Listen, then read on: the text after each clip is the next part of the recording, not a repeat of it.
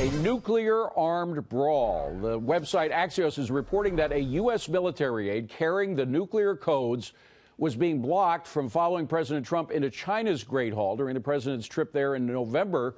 When Chief of Staff Kelly heard about it, he approached the Chinese guard and a shoving match ensued, leading to the U.S. aide being allowed into the Great Hall. The Secret Service trying to soften the incident. They tweeted out today, fact check reports about Secret Service agents tackling a host nation official during the president's trip to China in November 2017 are false. Here now is Lieutenant General Thomas McInerney. General, have you ever heard about anything like this happening before? I have not, David, so it surprised me a great deal.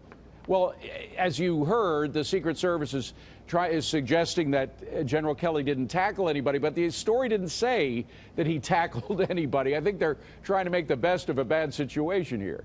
They are. What he did, according to the reports I read, was he moved out when he heard that they were being held up. This particular group of aides and assistants was being held up.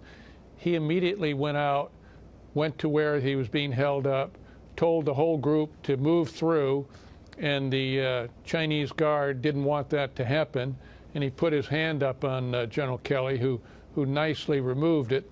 There are words that Secret Service then got in a tussle with him, a wrestling match. But in any case, General Kelly was on the scene. He was proactive. Yeah. He well, he's a control. Marine. He's a Marine, General. Forgive me. I know you're Air Force, but he acts like a Marine. He doesn't take it. But just one quick question. I mean, we make light of it, but it does show perhaps a vulnerability of having all those nuclear codes in one bag. If you're in a semi-hostile country, as I think China is that a risk? Well, it is a risk, but in all honesty, the way that the protocols are laid out, it's covered.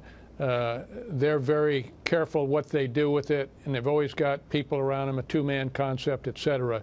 So the fact is, it's one of those acceptable risks that you have to do when you're traveling with the president, wherever he is, but particularly in an area like China, Russia, other places like that. By the way, I'm sure an Air Force general would have stepped up to the situation as well. It wasn't just Kelly.